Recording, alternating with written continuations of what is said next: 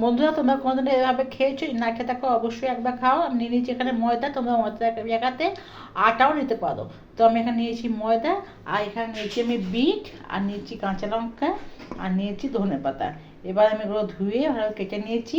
এবার এটাকে আমি গ্রাইন্ডিং জারিতে দিয়ে সব বেটে নেব। এই গ্রাইন্ডিং জারিতে দিলাম, ভালো করে বেটে নেব। বেটে নিলাম। এরপরে আমি ময়দার মধ্যে দিয়ে দেবো পরিমাণ মতো লবণ।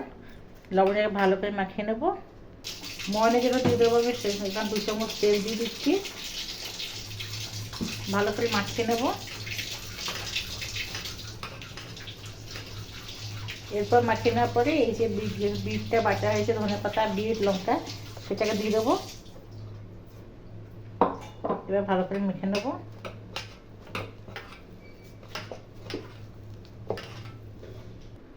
এভাবে আমি সবগুলো ময়দাকে মেখে নিলাম। এরপর এটাকে আমি রেস্টে রেখে দেবো।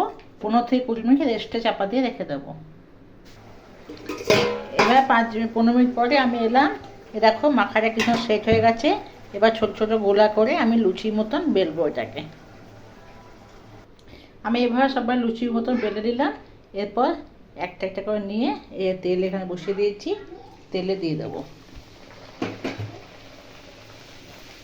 যেমন লুচি করার সময় একটু মেরে দেয় উপর উপর, যে মারলাম, দেখো ফুলে উঠলো।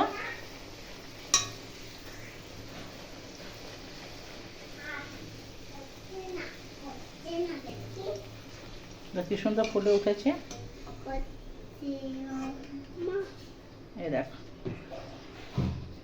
বন্ধুরা, খেতে খুবই স্বাদ হয়, দুর্দান্ত লাগে খেতে।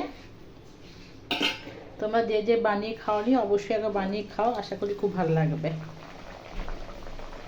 এই দেখো আবার দিয়ে দিলাম একটা। এই যে আবার ফুললে ওটা দেখো কি সুন্দর।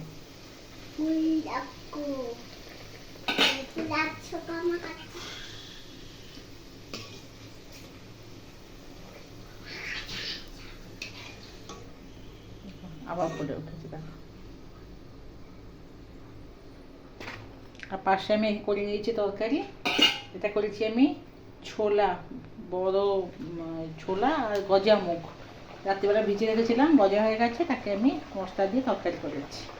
আর এখানে এই যে ভেজে নিচ্ছি। কেমন লাগছে বন্ধুরা একটু কমেন্ট করে জানিও আমাকে। আর তোমরা কে কে খেয়েছো, কেমন লেগেছে অবশ্যই বলো।